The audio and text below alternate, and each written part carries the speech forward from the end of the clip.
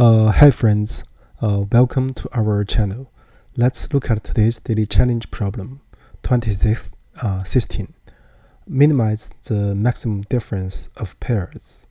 So here basically we are given a array nums and an integer p.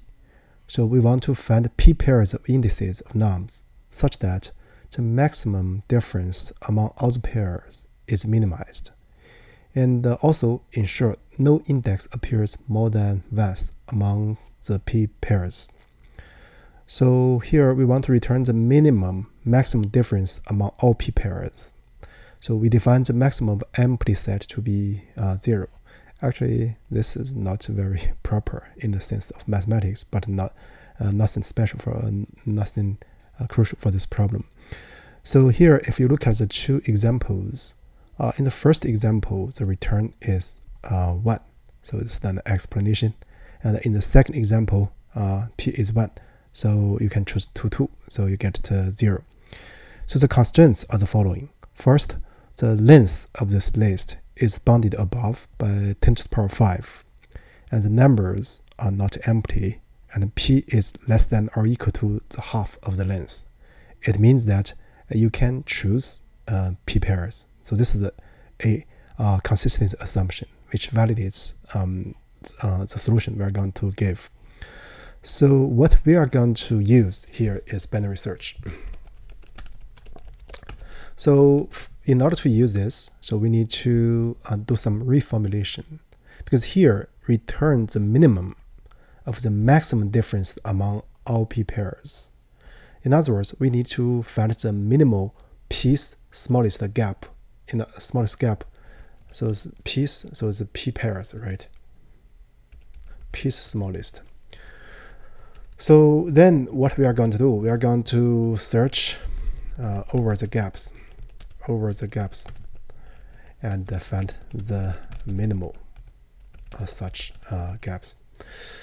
So in order to do this, so we are going to do two things. First, we define a Boolean function. So this Boolean function will yield order relations, or more rigorously, it produces monotonicity. Secondly, we are going to do search range shrinkage, right? So with that said, let me try to write the code, and then in between we are going to explain the logic. First, if p equals 0, right, we don't want to choose any, because here p can be 0. So then by the definition of this problem, so we should return 0. And then what we are going to do next is define a hyperfunction or Boolean function. So given a gap or bound, and then the p, so we need to have the piece, p pairs, at least p pairs. So we want to see, given this bound, if we can produce at least p pairs of numbers. So because we want to minimize the gaps, so we need to sort the nums. So here we can do a sort, nums sort, right, from small to large. So here we are sorting in place. And for convenience, I'm also going to introduce nums. So typically we can write here, we can just copy it. Yeah, right here is good, it's fine, but maybe I would prefer right here. So this is just a personal preference. So this function, given the bound, so if we can produce or yield p pairs of different indices. So this can be very easy, right? So we can write m pairs to be 0. And then we are going to consider the pairs. So we're going to use just a for loop or while loop. So we start from I, because we want to consider this current element with the previous one, right? So basically, well, I is less than n, right? So I is at most n minus 1. So then we consider the current gap, right? So if nums I minus nums I minus 1, if this is less than or equal to the bound, right? So we are going to count the pairs by 1. Pairs is increment by 1, right? Then actually, if in pairs is greater than or equal to this p, we already yielded this, so we can just return true. So if not, we need to continue. But for now, because the current element is paired with the previous index I-1, and the next index we want to pair and look at it before, we actually should increment I by at least 2, right?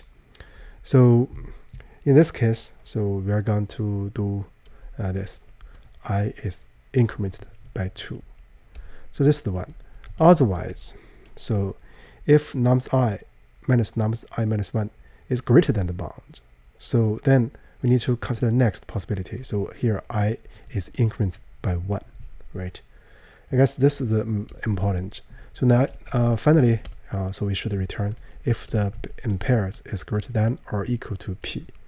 So this is the Boolean function, right? So now let's look at the this is the first one, define Boolean function. And now let's look at the search range shrinkage. So the low bound will be 0. The high bound will be, so let's use 0. And the high bound will be the maximum difference. So nums -1 minus nums 0. So if you want, you can add something, because the upper bound will be as long as it covers the possibilities. For example, if you use this one, from low and high, you will cover this number, right? So what we are going to do is like this. Result, I'm going to, let's see, if it's very very high originally, it will be true for this function, right? So what I'm going to do is this. Well, low is less than high, right? So then, because otherwise the violation condition will be low and high are the same, right? So what we are going to do is this. So mid.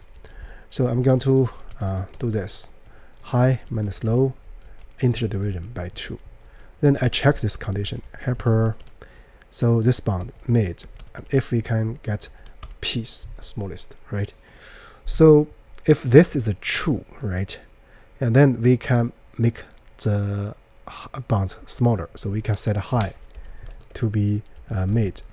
So because this at this new high, the hyper is true, right? So we can retrieve the result as this, update the result, because this high is always making this function true, right? So otherwise, what should we do? So this is not true. It means this mid is too small. So then we are going to have low equals mid plus 1, because mid is not true, not valid. So we write at least mid minus 1. And then what we are going to do, we are going to return the result. So this is the full solution to this problem. So here, because I have practiced quite a lot binary search problems, so actually we have a playlist in our YouTube channel. It contains quite a large number of such problems. So we know the scenarios and the pattern. So you can test, right? It passes the 2 test cases. So now let's look at the generic case. It passes all the cases.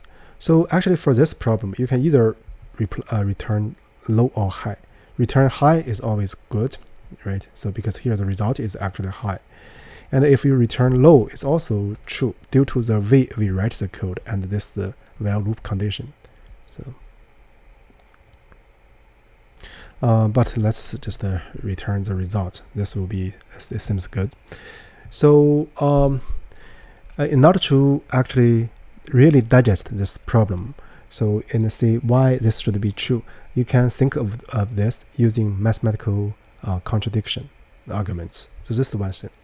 Another thing is that for the examples like example 1 and this is too simple, right? Because we have 2 same elements, just one pair. You just look at 2. Using example 1, actually you can do a manual walkthrough carefully, and then it will help you digest the logic.